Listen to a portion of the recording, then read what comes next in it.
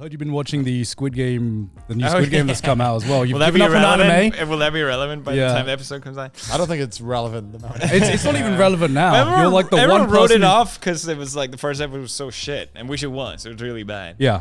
Well, I think it's just because the conversation has changed. You know, like back, I saw a good opinion on it. It was like, you know, back in the day, game shows used to be about like, I'll take my family on vacation. I'll buy them the car they want. Now it's like, I'm in like $50,000 in debt and I just want to pay rent. And so it's kind of like the dynamic of game shows have shifted from being like an extra amount of money for people to spend. Wait, what game shows with the car? What? Well, you know, like back when you were a kid, right? You watch a game show and they'd be like, "What are you going to spend the money on?" It's like, "We're all going to go on vacation." Yeah, to like Disneyland. Wheel of Fortune or like Jeopardy. Oh, I'm gonna get a new car, the new, you know, and now it's kind of shifted from I have $50,000 I think that's the in style they're medical talking. debt. Really? Yeah. You think the prices all shit too? Like, no, they used to be some pretty fucking good prizes back in the. I feel like I've seen compilations of people winning shit, and they're just like, "Wow, thank you." Well, some game shows, but there was always like, "Who wants to be a skill issue?" You know, like who wants to be a millionaire? That's been going on for decades. I mean, I feel like it's not that black and white. I feel like it's gotten worse, but I mean, back in the day, I remember most of the time people just wanted to pay off their mortgage whenever they'd win game shows. Yeah, maybe this is just my biased like memory, but that's what I remember. Yeah, but I guess that people don't even. A lot of people can't even afford to have mortgages nowadays. Yeah, so I guess that's you know what I mean. Like it's just changed. I think it's not all of it. Yeah, but it's definitely some of it. And then on top of that, it's like, hey, it's the opposite of what the message of Squid Game was. Yeah, but is it fun? Oh, yeah, you're right. Yeah, it's complete opposite. But is it fun? Yeah, I liked it. Yeah, fair enough. I should watch it. I was meaning to watch it so I could form an accurate opinion on it. But if you like trash TV, yeah, I guess. I fucking love trash TV. Yeah, you are a trash TV connoisseur. Like Survivor. I love Survivor, even though it's like a terrible show. It's just fun. Well, what's yours and Martia's favorite trash TV show again? No, we're not talking about that. I'm gonna tell him. They like watching Selling Sunset. That's such a shit show.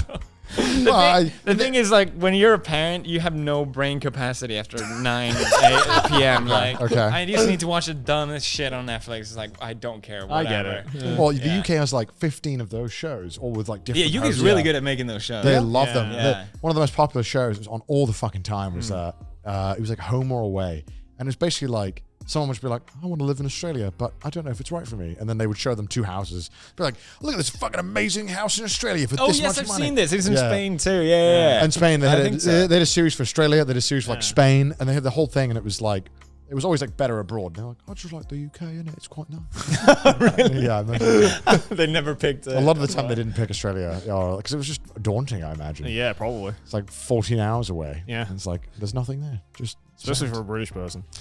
Yeah. Yeah. Well, I mean, for like, where it's like, you know, I have no threats whatsoever when it comes to like animals or like natural disasters or anything like that. And then I'm going into hardcore Minecraft, essentially. You know? True. What was the show? In UK you have the one where they show a body part. Naked Attraction. Naked Attraction. Yeah, this blows Americans' minds when you show it to them. It still blows my mind as well, because when I was last in the UK, I just forgot that it existed, and I turned on Channel 4, and it was just good old UK with trash TV. It's almost. I think it's actually it's such an amazing idea because it like almost desexualized the human body in a way. Totally. But while still definitely using sexualizing the body to their advantage, because everyone is so normal and not presented in the way that is sexy that it's like I don't find any of this attractive. There's like an initial hook of like, oh, you get to see a bunch of naked people on TV, and you're like, oh, that's clearly just trying to, you know, use sex to sell. And then when you start watching it, you're just like, yes, you know, that critique on that woman's ass is pretty valid. Like his left nut is a little bigger. It's really bizarre because you go from watching like, if you ever watch like, you know, you see porn and then you watch this, you're like, they're showing the same bodies, but it's entirely different, and you walk away feeling very different things from each one. But that's how they get past the show of showing naked people. Yeah. Because it's educational. Educational. But I think it just stopped airing. It just got cancelled. Yeah. Rest in peace. So. I don't even like the show. I just think it's hilarious. I mean, it was certainly amazing to show American people, and they were like, "What the fuck? This is on TV." It was awesome. Yeah, UK has the best trash. I'm trying to think what else. There's some really good trashy TV shows. I mean, Come Down With Me is also a classic from. That's not trash TV. That's crash. That's golden standard. That's gold. You think it's boring? No, you're wrong. So we got Greg's, and now you don't like Come Down With Me? Yeah, basically, you didn't fucking live in the UK. I feel like people like to watch it because they think like, oh, I would make it so well. You like watching it because you like seeing people care so much about something so dumb. Oh, really? Yeah, I think like you watch people who like they get really into it and they're like, I'm gonna fucking vote Sarah down 2 points. Oh, we did actually get into it. Now I remember. Okay. Yeah, it is actually pretty good. Now I think about it. We did watch one season. All right, UK citizenship given back. Oh, which is the one where they have to get married too. Oh, I remember. Don't Tell the Bride. Don't Tell the Bride. No. Is it that one? It's the one where the guy plans the wedding. Yeah, Don't Tell the Bride. Yeah. Which is clearly so fake, but it's still hilarious. He'd be like, I think my wedding should be a fucking Ewok theme. So basically they would have to spend £10,000 on a wedding without the bride knowing anything. My favorite episode of that was like the dude was like, I have a brilliant idea. I'm gonna do it on a pig farm. Oh yes, I remember this one. I watched all of these. And the girl was just mortified. She was like, I'm what do you expect? Yeah. And the dude's standing there like, I thought it was a good idea. Like, you fucking idiot. I saw one where a dude decided to. It's definitely fake. Oh yeah. Yeah, a dude decided to put his wedding in a cave. That's fucking sick. He didn't know that the mother of the bride had a fear of caves, so she couldn't. So the mother of the bride. That's pretty good. Their daughter's waiting outside the cave. The producers were fucking riding heat with that one. They knew what they were doing. What was the shittiest wedding, Blee? I don't know. I mean, pig one is pretty shit. The pig. There's also a few that just like were disasters, like nothing went right. They were like, I'm in fucking Primark buying the groomsmen suits. Was there any wedding in that show where it went right? Yeah, there's a few. Yeah, there's quite a few sometimes where are happy. Yeah, I mean, you know, some of them it turned out they really loved each other, and even though a lot of things went wrong on the day, just like everything, just that was always the message of the show. It's like, feel good. It's it still feel good. I wonder if some of them got like actual marriages afterwards, or if that was their real marriage. I wonder. I don't know. I don't know. They get a free wedding. Yeah, you do get a free wedding. Yeah. Yeah, free. Is it fair? Well, you put it like that. Yeah. Damn. I'll play your wedding. Okay. Don't worry about it. This wedding is sponsored by. Or has that just been a huge uptake of just reality cooking shows as well? Because every time on my Netflix, they're so easy. bad. It's always existed. It's so easy to film and produce a cooking show. It's not. You don't have to get anything crazy. You just get a bunch of chefs and get a bunch of kitchens, and you're done. I'm just like Kitchen Nightmare. Like it peaked with Kitchen Nightmares, so and nothing has even come close to touching. Kitchen Nightmares. Like has come close to touching that. Iron Chef. Iron Chef is I goated. watched a few episodes recently. It was really fun. Yeah. It's just a great show. What a great show. I haven't seen it. What is it? It's the old Japanese kind of, I It's like cooking battle royale. They would have two teams battle each other with and there would be an ingredient of the day. And it would usually be like the just a challenger chef would like step in, and then Iron Chef would have there'd be like 3 different chefs for 3 different cuisines, and the challenger chef would have to go up against a professional chef. Pick one. Oh, they'd give him one. Yeah, it doesn't sound good at all. No, but then imagine it's all in Japanese, right? So then they're dubbing over the Japanese. The dub's pretty good. The dub is the best. And, they mimic all of the Japanese like mannerisms in the dub. It's so good. You go like, Hashimoto-san, what does this mean? He's like, well, actually, I'm glad you asked, Kiramoto-san. This is how we do that. And then there's like they build storylines. Yeah. So there was like this one I watched one recently. There's a storyline where he beat the apprentice, and then the whole squad came, like 50 of this like clan from this family. He was like, no, this won't do. Beat my better apprentice. Beats the better apprentice. Like, no. Beat the vice president of the clan. Beats him. He's like, all right, well, I'll do it. Next episode, you'll face the boss. And it's just like, what is this Pokemon ass writing? But it's so fun. It's like so goofy. I'll check it out. That is literally Shokugeki. Yeah. It's literally Shokugeki, but good. Yeah. It's really good. What are some good Japanese reality TV? Well, there's a fair few that are pretty good. There's one at New Year's that I recommend watching. Oh, the Can't Laugh one? The Can't Laugh one, and also they do this, I think they were the first to do it. They're like literally, they get like a bunch of panels, and I guess Gact is always on it as the pro. Oh, Kakuzuke? Where they do this thing where every year they'll give them like 2 things or 3 things, and they'll be like, which one is the expensive and cheap one? Okay, that's so good. They'll give you 2 wines, you taste them, and everyone has to pick, and then of course, Gact always. I think it's rigged a little bit. I don't know. It might be a little bit. But Gact always gets everything right. Yeah. Oh, really? Yeah. Because he's Gact. He's perfect. All right, well, that is rigged. And it's to say like you're like the immaculate taste of a human being. You have the perfect, most refined taste. Yeah. They'll do a bit where they'll be like they'll play the same piece on like a $10,000 violin and a $10 violin. They'll be like, which one's the expensive one? Yeah. How would you Okay. Yeah, These celebrities are just guessing. But what's really funny is that like at the start of the show, everyone starts off as like they have this like subtitle which is like you're an A-grade celebrity. Yeah. Because you're just like so refined. And every time you get a question wrong, you get downgraded.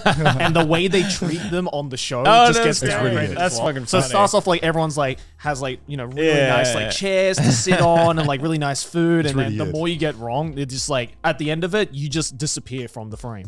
It's really, really like good. they literally just edit them out. And it's only on New Year's. It's only on New Year's. Okay, I gotta really, check really it out. good. It's really good. Okay, good, yeah, we'll probably Even if you don't go home understand anything, it's so visual as well that it's really fun. Really good. It's definitely one I recommend. And there's also the one that I kind of like, and I wish that other countries did this, was the Yuan Nani o Shimasu. What is it? You are Nanishi Nihon. Yeah. Why did you? Yeah, it's basically the show where the whole idea of the show is they wait at like major airports like Haneda and Narita, and then they go up to foreigners coming to Japan, and they go, "Oh, why are you in Japan?" Yeah. Okay. And then they go, "Oh, I'm doing blah blah blah." And they're like, "Oh, can we come with you?"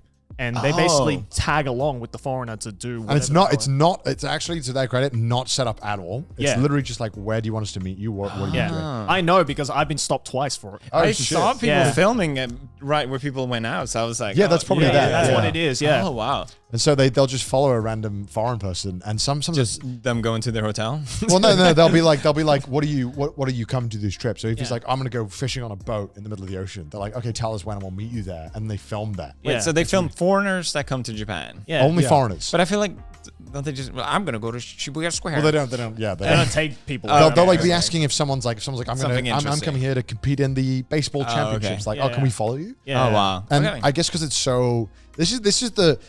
Like, Japan doesn't like people filming, right? But if you have massive clout with TV shows, I swear you get let into everywhere. So I swear they just walk into everywhere with this camera crew. Yeah, right. Dude, the moment you say like, "Oh, we're with NHK, TBS," any of those like corporations, they're like, "Go right ahead, all please." of a sudden, all this paperwork goes out. And so they're just following them. There's some really cool stuff to get up to. I'll check that out. That sounds good. That's really interesting. My favorite one of those was like the guy who had never tried surfing before came to Japan to go surfing in Okinawa. Oh wow! And it's just like you follow this dude, and he just goes all the way to Okinawa, and he's like, "Yeah, I've never surfed before, but I'm gonna try it here." And the entire time it's just watching this guy struggling. Yeah, that surfing. sounds bad. I hear it's not that good in Okinawa. But it's really like endearing to watch. I saw one where it was like this guy wanted to learn. He'd planned to learn to make tatami with like a tatami making. Why would you want to do that? I guess because really, I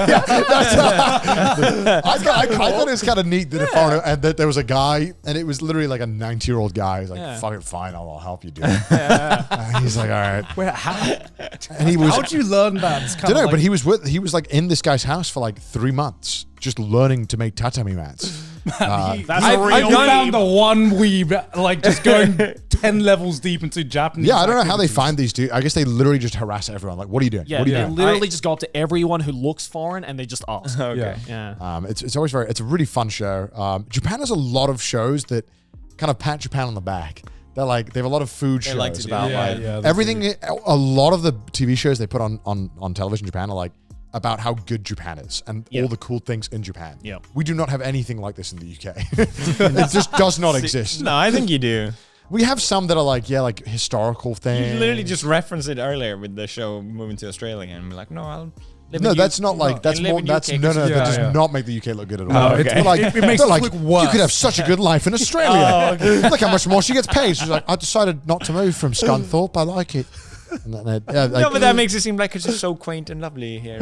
No, the only thing that I think makes the UK look kind of good, they're like, I don't know, they just show off some nice homes sometimes, or the Antique Roadshow. Nice homes? Like, well, I remember my mum used to watch Antique Roadshow. Antique Roadshow is a classic. Antique Roadshow is my comfort show. Wait, do they have an Australian version, or is it the British one? We had both. I don't know. So originally they Antique Roadshow. Antiques are there in Australia? That's a great question. The oldest it gets is 250 years. They just bring in something like, I think it's pretty nice. Like, this is a 5,000-year-old relic from King Edward IV. How did you find this in your basement? Meanwhile, the Australian one is like, oh, that looks pretty nice. It's like, yeah, my dad made it last week. It's like, I saw an article in the UK recently on BBC News. They were like, oh yeah, family finds that a garden ornament was indeed World War I shell. What? It was an active bombshell. And then the story was some guy's dad found it on the beach, thought it looked nice, painted it red, and just stuck it in the garden. And then, and this is my favorite bit, they're like, hey, I don't know how someone found this out. They're like, we found a bomb in your back garden. We need to evacuate the neighborhood. And they're like, no. He's like, it's been there forever. He's like, I'd rather die than you get rid of this bomb. And so then eventually they convince them where they're like, okay, we think it's okay to take it out and blow it up somewhere else. Jesus Christ. World War I, Garden. Yeah, Garden in UK. UK. Explosion. Oh, yeah, this one. Look at this. This is what they were willing to kill. This little red thing. I saw the picture of it and I was like, this is shit. This is not worth it. It doesn't even look good. What? This was how the fuck did they have the most bomb-ass looking thing? That looks like a bomb, straight up. Totally if I found that just lying on the streets, and apparently when they had like something dirty or something, they would whack it to get like the dirt out.